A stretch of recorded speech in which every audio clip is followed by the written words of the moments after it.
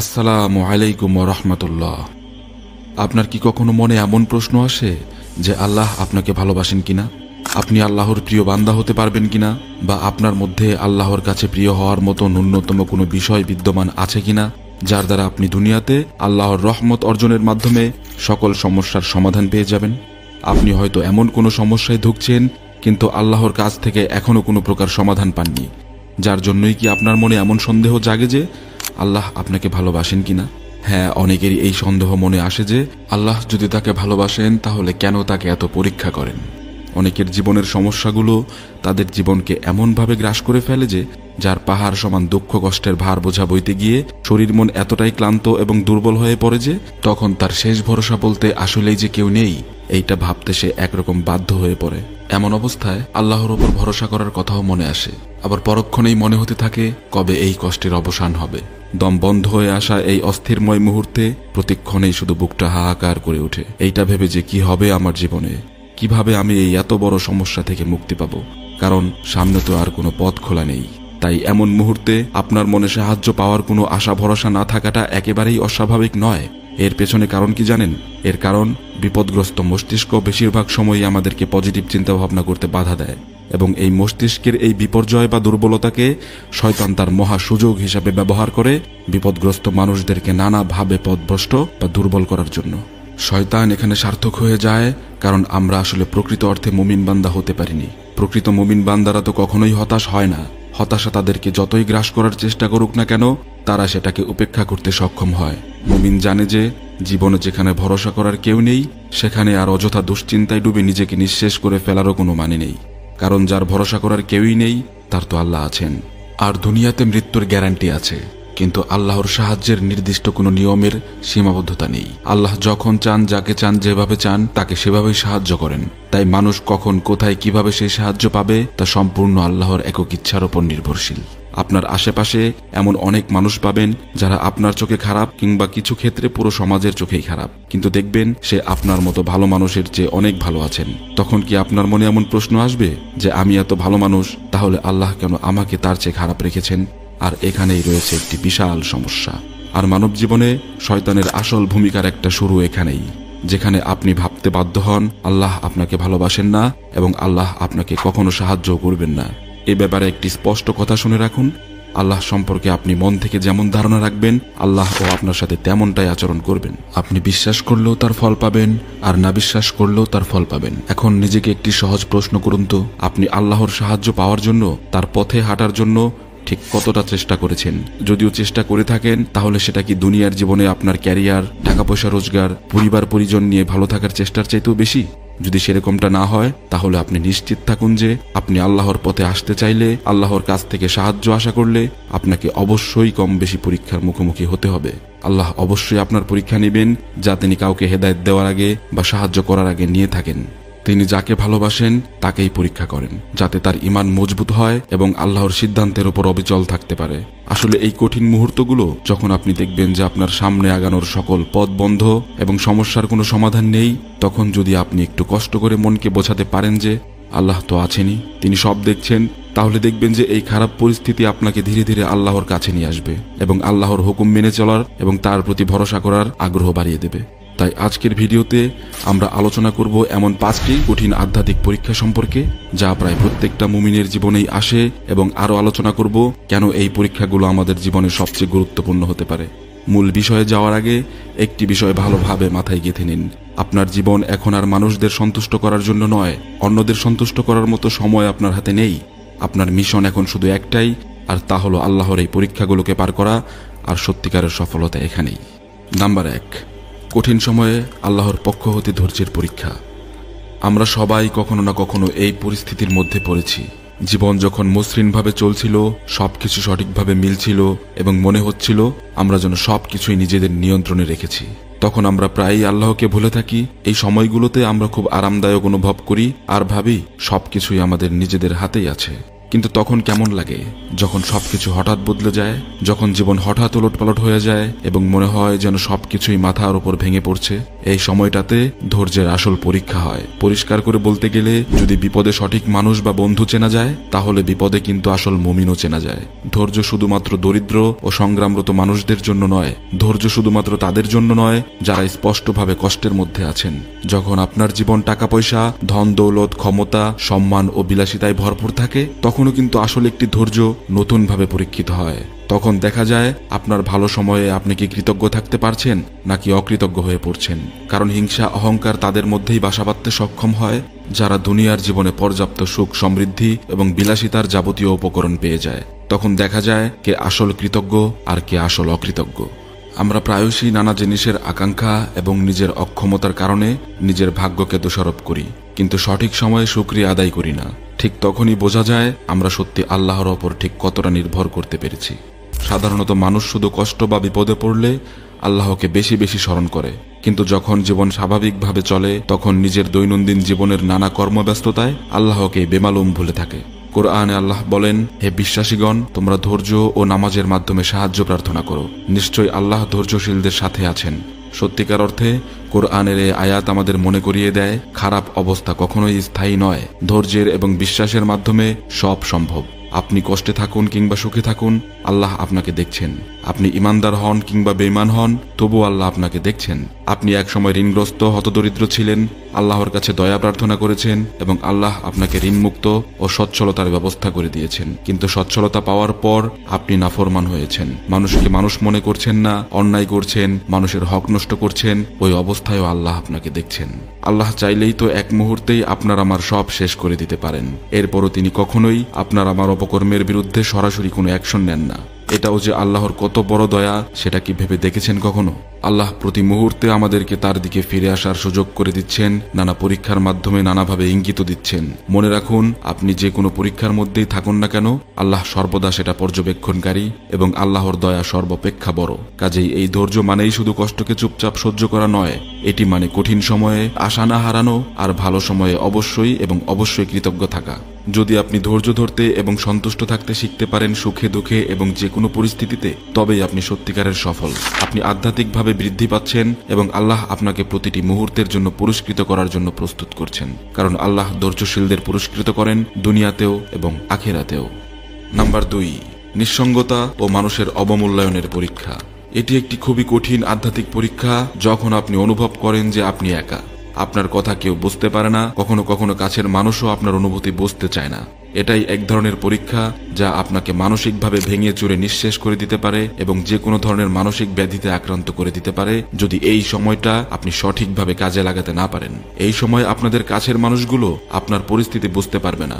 তারা বুঝবে না কেন আপনি কিছু সিদ্ধান্ত একা একাই নিচ্ছেন বা কেন আপনি কিছু মানুষ বা বিষয় থেকে দূরে সরে আসছেন। এই মুহূর্তে আপনার এমন অনুভূতি আসতে পারে যে আপনি একাই এই পরিস্থিতি মোকাবেলা করছেন। এমন একাকিত্বের অনুভূতি অনেক সময় অত্যন্ত তীব্র হতে পারে, তবে বিশ্বাস রাখুন, এটি এক ধরনের গুরুত্বপূর্ণ পরীক্ষা যা আল্লাহ আমাদের দেন এবং এই পরীক্ষা একাই পার করতে হবে। আপনার কিছু সিদ্ধান্ত মানুষ পছন্দ করবে না আর আপনার পথ সবার কাছে সমানভাবে গ্রহণযোগ্য হবে না। আপনি হয়তো এমন কিছু থেকে দূরে সরে আসছেন যা আল্লাহর সন্তুষ্টির জন্য অত্যন্ত জরুরি, কিন্তু অন্যরা সেটা বুঝতে পারছে না বা বুঝতে চাইছে না। এটাই সেই কঠিন মুহূর্ত যখন মনে হবে আপনি একা, এই দুনিয়ায় আপনার আপন বলতে কেউ নেই। কিন্তু আসল সত্য হলো, আল্লাহ যখন আমাদেরকে সকল অবস্থাতেই পর্যবেক্ষণ করে থাকেন, তাহলে আপনার এই একাকিত্বের সময়টাও আল্লাহ আপনাকে দেখছেন। তার মানে আপনি একা নন। এটি আসলে আপনার জন্য একটি সুযোগ নিজের ধৈর্য এবং সহ্য শক্তির আসল লিমিট বা সীমাবদ্ধতা পরীক্ষা করার, এবং এই সময়টা আপনার জন্য আল্লাহর সাথে সম্পর্ক আরো গভীর করার উত্তম একটি সময়। এটি এমন একটি সময় যখন আপনি ভুল বোঝাবুঝির শিকার হন কিংবা পুরোপুরি একাবোধ করেন আর আপনার সুযোগ তৈরি হয় আল্লাহর সাথে গভীর সম্পর্ক করার। যখন মানুষ আপনাকে বোঝে না, তখন আপনি আল্লাহর কাছে ফিরে যান। যখন চারপাশের পৃথিবী অস্পষ্ট হয়ে যায়, তখন আপনি আল্লাহর দিকে তাকান। জেনে রাখুন, নবী মুহাম্মদ সাল্লাল্লাহু আলাইহি সাল্লামকে ভুল বোঝা হয়েছিল। এমনকি যারা তার সবচেয়ে কাছের মানুষ ছিলেন তারাও তাকে ভুল বুঝেছিল। এমনকি তিনি হেরা গুহায় সম্পূর্ণ একাকী ছিলেন, যেখানে তিনি সমাজ থেকে বিচ্ছিন্ন হয়ে প্রথমে ওহী পেয়েছিলেন। যদিও তিনি একাকী ছিলেন এবং প্রত্যাখ্যানও ছিলেন, তবুও সেই মুহূর্তটি ছিল তার পুরো দাওয়াতের ভিত্তি, যা আল্লাহ তার প্রতি নির্ধারণ করেছিলেন। আল্লাহ চাইলে তাকে এভাবে একাকী না করেও কি এই ওহী দিতে পারতেন না? কিন্তু আল্লাহ হয়তো সেটা করলেন না। এর কারণ, একাকিত্ব আসলেই খুব মূল্যবান এক নিয়ামত যা আল্লাহ মানুষকে বিশেষ কিছুর জন্য প্রস্তুত করার জন্যই দিয়ে থাকেন। তাহলে আপনি কেন ভয় পাবেন? এই একাকিত্বের পরীক্ষা মানে শুধুমাত্র শারীরিক একাকিত্ব নয়, এটা হলো সেই অনুভূতি যখন আপনি আপনার আশেপাশে অনেক লোকজন থাকা সত্ত্বেও মানব সমাজ থেকে বিচ্ছিন্ন হয়ে পড়েন। এটি হলো এমন এক বিশ্বাস যখন আপনি গৃহে পরিবারের সাথে থাকা অবস্থায়ও শুধু আল্লাহর প্রতি ভরসা রাখেন এবং আপনার প্রতি নিঃশ্বাসের মুহূর্তগুলোতে আপনি নিজেকে জানান যে আল্লাহ আপনার সাথে আছেন। এই মুহূর্তগুলোতে মনে রাখবেন কোরআনের এই আয়াত, আর আমি নিশ্চয়ই মানুষকে সৃষ্টি করেছি এবং তার অন্তরের গোপন কথাগুলো জানি, এবং আমি তার গলার শিরার থেকেও নিকটবর্তী। তাই আপনি সর্বদা নিশ্চিত থাকুন যে আপনি একা নন, আল্লাহ সব দেখছেন। আল্লাহ আপনার সব কষ্ট জানেন, আর আল্লাহ অবশ্যই আপনার প্রতিটি পদক্ষেপের সাক্ষী। তাই ধৈর্য ধরুন, আল্লাহর ওপর ভরসা রাখুন এবং এই সময়টাকে কাজে লাগান নিজের ঈমানকে আরো শক্তিশালী করতে। নাম্বার 3, মনোবল ও নিয়ন্ত্রণ হারানোর পরীক্ষা। আমাদের জীবনের সবচেয়ে কঠিন আধ্যাত্মিক পরীক্ষাগুলোর একটি হলো জীবনের উপর এবং মনোবলের উপর নিয়ন্ত্রণ হারানোর পরীক্ষা। মাঝে মধ্যে জীবনে এমন সময় আসে যখন মনে হয় জীবনের সবকিছু হাতের বাইরে চলে যাচ্ছে। আপনি যতই চেষ্টা করুন না কেন, কোনো কিছুই ঠিক হচ্ছে না। একটা সমস্যার সমাধান করতে না করতেই আরো কয়েকটা সমস্যা এসে হাজির। ব্যক্তিগত সমস্যা, পারিবারিক জটিলতা, আর্থিক অভাব অনটন, বিবাহ বিচ্ছেদ সহ আরো এমন শত শত সমস্যা যার সমাধান করা আপনার সাধ্য বা সামর্থ্যের বাইরে। এই পরীক্ষাগুলো আমাদেরকে একটি নির্দিষ্ট সীমারেখার মধ্যে ঠেলে দেয়, কারণ আমরা সব সময় চাই সবকিছুই আমাদের নিয়ন্ত্রণে থাকুক। কিন্তু খুব দ্রুতই আমরা বুঝতে পারি যে সবকিছুর নিয়ন্ত্রণ সবসময় হাতে রাখা সম্ভব নয় এবং থাকার কথাও নয়। এটাই সেই সময় যখন আপনাকে পৃথিবীর সকল কিছুর উপর থেকে ভরসা সরিয়ে শুধুমাত্র আল্লাহর পরিকল্পনার উপর নির্ভর করতে হয়, কারণ এই পৃথিবীর সকল কিছুর একমাত্র নিয়ন্ত্রক শুধু তিনিই। কঠিন ব্যাপার হলো এই নিয়ন্ত্রণ হারানোর অনুভূতি অনেকের জন্য ভয়ঙ্কর হতে পারে, কিন্তু এই আত্মসমর্পণের মধ্যেই আপনি প্রকৃত তাওয়াক্কুল বা আল্লাহর উপর ভরসা করা শিখবেন। সব সময় আপনি আপনার চেষ্টা চালিয়ে যাবেন, কিন্তু ফলাফলের জন্য শুধুমাত্র আল্লাহর উপর নির্ভর করবেন। আমাদের প্রিয় নবী হযরত মুহাম্মদ সাল্লাল্লাহু আলাইহি সাল্লাম নিজেও এই পরীক্ষার সম্মুখীন হয়েছেন, বিশেষ করে যখন তার নিজ জাতি তাকে প্রত্যাখ্যান করেছিল এবং তার নিজের মানুষগুলোই তার বিরুদ্ধে দাঁড়িয়েছিল। সবকিছুই তার নিয়ন্ত্রণের বাইরে চলে গিয়েছিল, কিন্তু এমন পরিস্থিতিতেও তিনি সব সময় আল্লাহর উপর দৃঢ় ছিলেন, তার পরিকল্পনার উপর ভরসা রেখেছিলেন।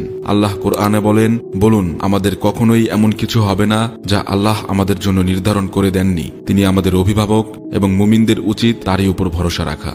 এই আয়াত আমাদের মনে করিয়ে দেয় যে যখন আমরা অসহায় বোধ করি তখনও আল্লাহ আমাদের রক্ষক আর তিনি আমাদের অভিভাবক। এই পরীক্ষার মূল শিক্ষা হলো আত্মসমর্পণ। আপনি সব সময় পরিস্থিতি নিয়ন্ত্রণ করতে পারবেন না, তবে আপনি সব সময় আল্লাহর উপর ভরসা করতে পারবেন। যখন আপনি আল্লাহর উপর, আল্লাহর পরিকল্পনার উপর সত্যিকার অর্থে নির্ভর করতে শিখবেন, তখন আপনার মন থেকে অস্থিরতা দূর হবে, আপনার নিজের চিন্তার ভার কমে যাবে এবং বুঝতে পারবেন যে আপনার দায়িত্ব শুধু চেষ্টা চালিয়ে যাওয়া, আর চূড়ান্ত ফলাফল দেওয়ার মালিক আল্লাহ তাআলা।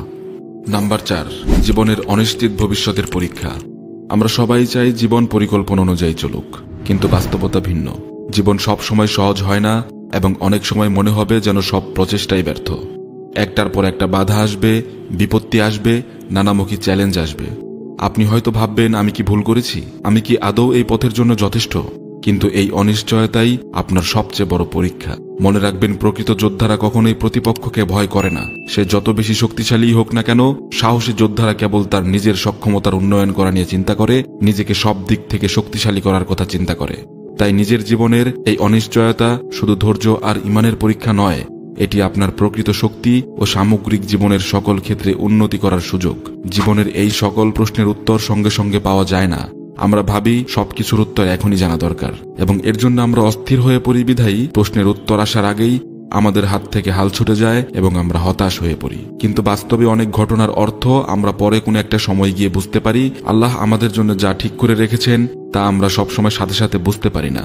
আল্লাহ কোরআনে বলেন, তোমরা অনেক কিছু অপছন্দ করতে পারো যা তোমাদের জন্য কল্যাণকর, আর অনেক কিছু ভালোবাসতে পারো যা তোমাদের জন্য অকল্যাণকর। আল্লাহ জানেন আর তোমরা জানো না। এখানেই আসল পরীক্ষা যে আপনি সবকিছুর উত্তর জানার আগেই কি আল্লাহর উপর ভরসা করতে পারবেন কিনা, বা আপনি কি সকল অনিশ্চয়তার মাঝেও ঈমান ধরে রাখতে পারবেন কিনা। প্রিয় ভাই ও বোনেরা, জীবনে প্রকৃত শান্তি আসে আল্লাহর উপর ভরসা করার মাধ্যমে। আমরা চাই সবকিছু আমাদের নিয়ন্ত্রণে থাকুক। যখন জীবন আমাদের পরিকল্পনা অনুযায়ী চলে না, তখনই হতাশা চলে আসে। আসলে জীবনে প্রকৃত শান্তি তখনই আসতে পারে যখন আমরা বুঝতে পারি যে সবকিছুই নিয়ন্ত্রণে রাখা সম্ভব নয়। তাহলে এখন আমাদের করণীয় কি? আমাদের করণীয় হচ্ছে সর্বোচ্চ চেষ্টা করা, আল্লাহর ওপর ভরসা রাখা এবং সবকিছু তার হাতে ছেড়ে দিয়ে সোজা আত্মসমর্পণ করে দেওয়া। তাহলে দেখবেন জীবনের অনিশ্চয়তা আপনাকে দুর্বল করে দেবে না, বরং আপনাকে ধীরে ধীরে আরো শক্তিশালী করে তুলবে।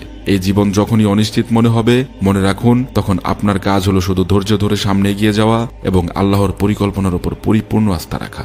জীবনের সবচেয়ে বড় শিক্ষা আসে সংগ্রামের মধ্য দিয়ে এবং সবচেয়ে বড় পরিবর্তন আসে চরম পরীক্ষার মুখোমুখি হওয়ার মধ্য দিয়ে। কারণ আল্লাহ আপনার জন্য যা নির্ধারণ করে রেখেছেন তা কখনোই উপেক্ষা করা সম্ভব নয় এবং তা সর্বদা আপনার মঙ্গলের জন্যই। কাজেই কঠিন সময়ে অবশ্যই শান্ত থাকার চেষ্টা করুন, আল্লাহর সাহায্য অতি সন্নিকটে ইনশাআল্লাহ। নাম্বার 5, সফলতার শীর্ষে পৌঁছেও নিজেকে বিনয়ের ছায়ায় রাখার পরীক্ষা। কঠিন সময়ে আল্লাহর দিকে ঝুঁকে পড়া অনেকটাই সহজ, কিন্তু সুসময়ে তো অনেক মানুষ অসুস্থ না হলে আল্লাহর নামটিও নেয় না কখনো। যখন জীবন স্বপ্নের মতো চলছে তখন আমাদের অনেকের মস্তিষ্কই আর আল্লাহর কথা স্মরণ করার কথা প্রয়োজনই মনে করে না, কারণ সব তো ঠিকভাবে চলছে। কিন্তু জানেন কি, জীবনে একটি নতুন এবং প্রকৃত কঠিন পরীক্ষা শুরু হয় এখানেই। আপনি বলুন তো, অসুস্থ না হলে কেউ কি হাসপাতালের আশেপাশেও যেতে চান কখনো? কিন্তু অসুস্থ হলে তো অনেক ক্ষেত্রে সুদীর্ঘ সময়ও হাসপাতালে থাকতে হয়। কিন্তু সুস্থ হয়ে বের হয়ে আসার পর কে কয়বার সেই ডাক্তারের খবর নিতে যায় যে ডাক্তার তাকে দিনের পর দিন অথবা মাসের পর মাস চিকিৎসা দিল, তাকে সুস্থ হতে সহায়তা করলো, কারণ সে তখন সুস্থ এবং ভাববে যে টাকা দিয়ে চিকিৎসা করিয়েছে, এতে আর ডাক্তারের খোঁজ নেওয়ার কি আছে। একথা যুক্তিসঙ্গত, কিন্তু যে আল্লাহর কাছে আমি বিনামূল্যে আমার পুরো জীবনের সকল সমস্যার সমাধান চাই, সফলতা চাই, অথচ কোনো পরীক্ষা দিতে গিয়ে এত দ্রুত অধৈর্য হয়ে পড়ি। ধরুন আপনি মনে করছেন আপনার সকল অর্থ সম্পত্তি, ক্ষমতা, প্রতিপত্তি সবকিছুই আপনি আপনার নিজ পরিশ্রম এবং যোগ্যতায় পেয়েছেন। এখন টাকা দিয়ে আপনি যা খুশি তাই করতে পারেন, যা খুশি তাই কিনতেও পারেন, ক্ষমতা দিয়ে আপনি মানুষের উপর জুলুম করতে পারেন, মানুষের উপকারও করতে পারেন। কিন্তু আপনার জন্মের পর থেকে মৃত্যু পর্যন্ত প্রকৃতি থেকে আপনি যে অক্সিজেন গ্রহণ করবেন, যেটা কিনা বেঁচে থাকার প্রথম এবং প্রধান উপাদান, সেই অক্সিজেনের জন্য আপনি কাকে কত টাকা পেমেন্ট করেছেন? সরকার সবকিছুর উপরে ট্যাক্স বসালেও কেন এই অক্সিজেনের উপরে ট্যাক্স বসান না? কারণ এই অক্সিজেন বানানোর ক্ষমতা কোনো মানুষের নেই। আল্লাহ যদি শুধুমাত্র কয়েক সেকেন্ড, কয়েক মিনিট অথবা কয়েক ঘন্টার জন্য এই অক্সিজেন সাপ্লাই বন্ধ করে দেন, তাহলে আমাদের কি অবস্থা হবে? আমরা নিঃশেষ হয়ে যাব। কিন্তু আপনি কি পারবেন এই অক্সিজেনের ধার কখনো টাকা দিয়ে মেটাতে? পারবেন না, কারণ আপনি সুখী সফল ব্যক্তি হন আর ব্যর্থ হতাশাগ্রস্ত হন, আপনার হায়াত মউত দিন শেষে তার হাতেই। আপনি টাকা দিয়ে, সফলতা দিয়ে বা ক্ষমতা দিয়ে সব করতে পারলেও কখনোই একটা মিনিটের হায়াত কিনতে পারবেন না বা আয়ও বাড়াতে পারবেন না। এই জীবন ঘুরির লাটাই ছিল শুধু তার হাতেই আর থাকবেও তার হাতেই। তাহলে আপনার এই সফলতা দিয়ে আল্লাহর কি কিছু আসে যায়? যে সফল হওয়ার পর আপনি নাফরমানি করলেন, অহংকার করলেন, অন্যের হক নষ্ট করলেন, অন্যায় করলেন বা জুলুম করলেন এবং তাকেও ভুলে গেলেন যে কিনা আপনাকে দুনিয়ায় পাঠিয়েছেন এবং বেঁচে থাকার জন্য এই মহামূল্যবান জিনিস ফ্রিতে দিচ্ছেন। ভুলে গেলেন যে কোনো মুহূর্তে তিনি ডাকলেই এই সব কিছু ফেলেই আপনাকে চলে যেতে হবে চোখ বন্ধ করে, আর সময় পাবেন না প্রিয়জনদের শেষবার বিদায় বলার মতো। এই হলো আসল পরীক্ষা। দুনিয়ার বুকে আপনি সফল হওয়ার পর অহংকার করেন কিনা আল্লাহ সেটা দেখেন, আল্লাহর নিকট শুকরিয়া আদায় করেন কিনা এবং তার হুকুম আহকাম মেনে চলেন কিনা আল্লাহ সেটাও দেখেন। সফলতার মধ্যে অহংকার ঢুকে পড়া সহজ। আমি পরিশ্রম করেছি তাই পেয়েছি, এটা তো আমারই প্রাপ্য ছিল, আমার বুদ্ধি আর দুঃখ কষ্টই আমাকে এখানে এনেছে, এমন চিন্তা ভাবনাই হলো বিপদের মূল। সর্বোপরি শুকরিয়া আদায় করলে আল্লাহ তার নিয়ামত বাড়িয়ে দেন, আর হা হুতাশ করলে আল্লাহ তার হা হুতাশ বাড়িয়ে দেন। মহানবী সাল্লাল্লাহু আলাইহি সাল্লাম বলেছেন, আসল সম্পদ হলো সন্তুষ্টি। প্রকৃত ধনী ব্যক্তি সেই যে তার বর্তমান অবস্থার মধ্যে সন্তুষ্ট থাকে। তাহলে আপনি কিভাবে সফলতার সময় অস্থির থাকবেন? সফলতার জন্য আল্লাহর কৃতজ্ঞতা আদায় করুন, সর্বদা অহংকারকে নিজের ভিতর থেকে দূরে রাখুন, আপনার সাফল্যকে আল্লাহর পথে ব্যয় করার জন্য চেষ্টা করুন। সফলতা খারাপ কিছু নয়, কিন্তু সফলতার সময় আল্লাহকে ভুলে যাওয়াটাই হচ্ছে আসল বিপদ। তার কাছে সফলতা মানেই হলো সন্তুষ্টি, কাজেই সফলতাকে শুধু সফলতা মনে করবেন না, এটা অবশ্যই আল্লাহর পরীক্ষা। আল্লাহ কোরআনে বলেন, কিন্তু মানুষ যখন তার প্রতিপালক তাকে পরীক্ষা করেন এবং সম্মান ও নিয়ামত দান করেন, তখন সে বলে আমার প্রতিপালক আমাকে সম্মানিত করেছেন। আর যখন তিনি তাকে পরীক্ষা করেন এবং তার রিজিক সংকুচিত করেন, তখন সে বলে আমার প্রতিপালক আমাকে অপমানিত করেছেন। এই আয়াত থেকে বোঝা যায় আল্লাহ মানুষকে শুধু কষ্ট দিয়েই নয়, বরং সম্পদ ও সম্মান দিয়েও পরীক্ষা করেন। অতএব কেউ সফল হলে তাকে কৃতজ্ঞ ও বিনয়ী থাকতে হবে, অন্যথায় তার সফলতা আর ব্যর্থতার মানদণ্ড সমান হবে। প্রিয় ভাই ও বোনেরা, এই ভিডিওটি যদি আপনাদের মনে একটুও দাগ কেটে থাকে এবং কিছুটা হলেও আপনার জীবনের জন্য প্রয়োজনীয় মনে হয়ে থাকে, তাহলে মন থেকে বলুন, ইয়া আল্লাহ, আমাকে আমার পরীক্ষাগুলোতে শক্ত রাখুন। আল্লাহ আমাদের সবাইকে ধৈর্য, কৃতজ্ঞতা ও আরো বেশি ঈমানী শক্তি দান করুন। আমিন।